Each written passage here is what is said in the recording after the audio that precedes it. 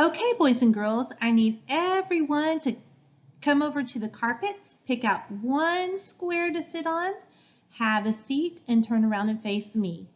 I'm going to count to 10, and I need you seated before I get there. 1, 2, 3, 4, 5. Oh, very good, boys and girls. Y'all got there before I got to 10. Way to go. All right, today we are going to talk about our rules. Who knows what rules are?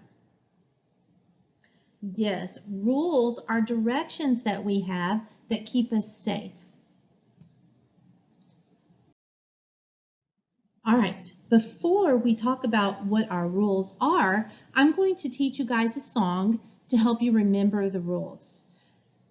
This song has different parts of your body, like your eyes, ears, mouth, nose, hands, and feet. When we say one of those body parts as we sing, I want you to touch those body parts. So here we go. Eyes, ears, mouth, and nose, mouth and nose, mouth and nose, eyes, ears, mouth, and nose, hands and feet. To remind us of our classroom rules, classroom rules, classroom rules, eyes, ears, mouth, and nose, hands and feet. That was kind of fun, wasn't it? We got to move around and touch the different things that the song talked about. We're going to be singing this song every single day to help us remember our rules. Now, it may seem funny to think about, we're going to talk about body parts to remember our rules, but when we go through our rules, you'll see what that means. Here we go. Our first rule is my eyes are for looking at the teacher. Why do you think I want you to look at me? Yeah, well, it's not just to see my pretty face. No, boys and girls, I need you looking at me, especially when I'm talking, so that you hear what I'm saying. It's easier for you to pay attention and learn what I'm trying to teach you if you are looking at me. So anytime you are in our classroom and I'm talking, or if we're in the hallway and I'm talking, or even if you're in someone else's class and that teacher is talking, or the librarian or the coach, anywhere we go, when an adult in our school is talking, you need to look at them. And when you're at home and your mom and dad are talking to you, it's very polite to look at them, look in their eyes when they talk so that they know you're listening and that you're hearing them. Okay, our next rule is my ears are for listening to the teacher. Why would I want your ears to listen to me? That's right, so you can hear me. If you're not paying attention to me and you're not using your ears for me, if someone else is talking or you hear noises outside and you're listening to that, then your ears aren't listening to the teacher. And when I'm talking, I need your ears to hear me. So what we're going to do is we're going to turn the volume on in our ears. I want you to pretend like you're turning up the radio in the car.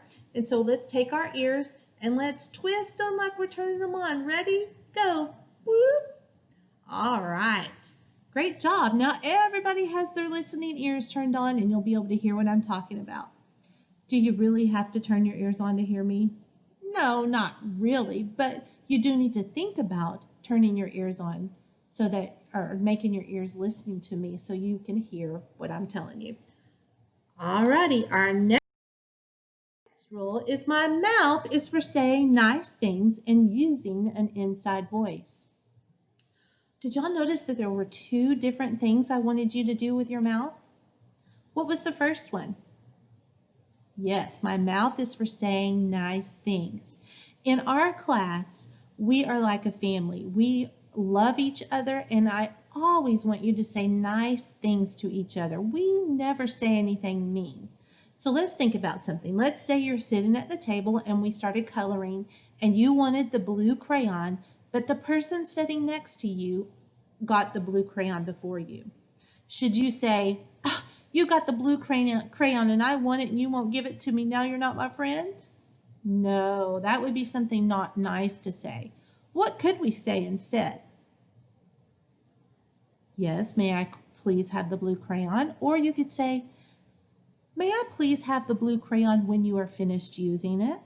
right? That's very good. So we always want nice things. What else could we use our mouth to do to say nice things? Let me give you an example. Let's say you see someone in our classroom crying.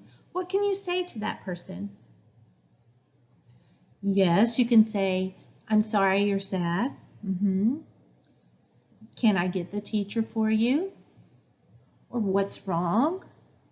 Or hey, do you want to come play with me? If it's a playtime, then yes, you could ask them to come play with me. Very good. Yes, we always want to use our mouth to say nice things and to do nice things for people. We never, ever, ever want our mouth to be mean. Okay, let's see what the next thing was. It was my mouth is for using an inside voice. Raise your hand if you know what an inside voice is.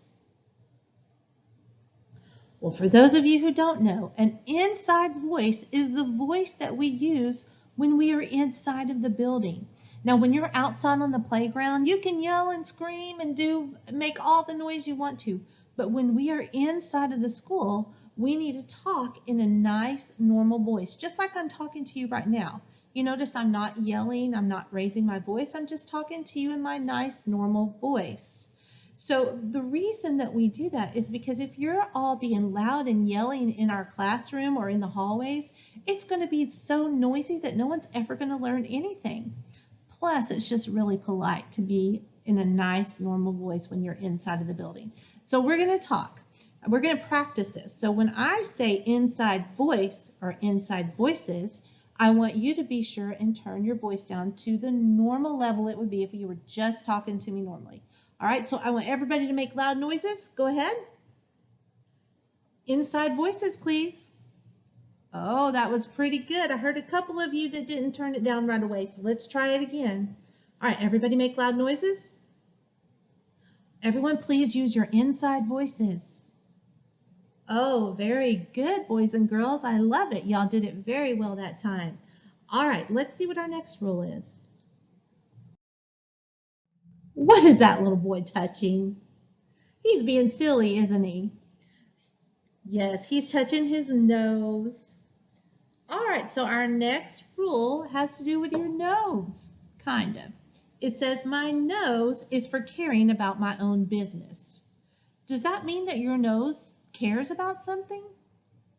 No, that's just a saying. How many of you, raise your hand, if your mom or dad or grandma or anybody that you know told you you were being nosy? Oh, yes, I can see by the looks on some of your faces that you've been told that. So you're being nosy if you're worrying about someone else, what someone else is doing or what someone else is getting, rather than worrying about you. So for instance, let's say we had a game in our class and Sue over there won our pencil for the game. She won the game, so she won the pencil. And you get upset because you think that you played the game just as good as her. So you come over to me and you say, Mrs. Raack, I saw Sue and she was combing her hair during the middle of the game. Well, are you worrying about you or are you worrying about Sue? Yes, that would mean you were worrying about Sue, and that would be not worrying about yourself. And so we want you to care about yourself and let me worry about someone else or let that person worry about themselves. So we worry about ourselves in this class and we never are tattletales unless someone is doing something that could harm them or harm someone else. All right. Our next rule is my hands are for myself and to raise before speaking. Oh, did you notice there was two different rules for our hands as well? The first one is my hands are for myself. That means that when we are in school, I do not want you touching someone else. Don't touch anyone else's things and don't touch them. I don't want you pinching someone's nose or pulling their hair. We need to keep our hands to ourselves so that we are safe. And listen, sometimes when you're touching somebody else, you can accidentally hurt them. And then they start crying and they come telling you, and then it looks like you hurt them on purpose. So it's always just a good idea to keep our hands to ourselves, okay? Now, my hands are to raise before speaking. Why do I want you to raise your hand before you speak? Yes, so you don't talk over me. If I'm giving you instructions on what we're doing in class, and you start talking and telling me a story or just trying to comment on what we're saying, or even if you're talking to your friend, you're going to interrupt what I'm saying and people aren't going to hear, and then everyone's going to be confused, right? So if you have a comment or a question while I'm talking, please raise your hand and do not talk until I tell you you can talk, okay? So let's practice. Let's say that I'm talking and everyone has something they want to say. Everybody raise your hand. All right. Yes, John, what would you like to tell me? I know you didn't have anything you really wanted to say this time, but do you see you needed to wait for me to call on you before you said anything? That's what I would like you to do all the time in this class. Now, I may tell you you can go ahead and talk, or I may tell you, can you save that for just a little bit and I'll let you know when you can talk to me? Okay, but just be sure we are mindful not to talk over the teacher. Raise your hand and wait until you are called on before you speak. And that goes for any class you're in this school. If you're in the library, if you're in the coach's room, the music room, you want to be sure that if the teacher is talking, you do not talk unless you raise your hand and they give you permission, okay? All right, here is our final rule. My feet are for walking. Why do you think I want you to walk? Oh, yes, it's safer, but I know I can see some of you boys over there. You think I mean that you have to walk on the playground. That's not so. Luckily, when we are outside on the playground, that's a place where you are allowed to run, and I want you to run and play there and have a good time. But when we are inside of our building, we want to be sure we're using walking feet because that keeps everybody safe.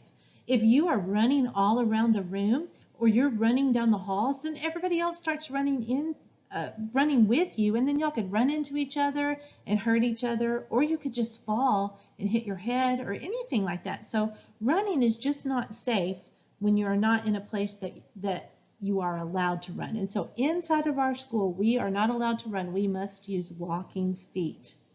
Now, I am going to give out rewards to people who are following our rules, and we're gonna work on this for several weeks, and then they will be expected of you for you to follow them every single time we are at school. So we're going to talk about that awards system a little bit later, but for now we must move on to our next assignment.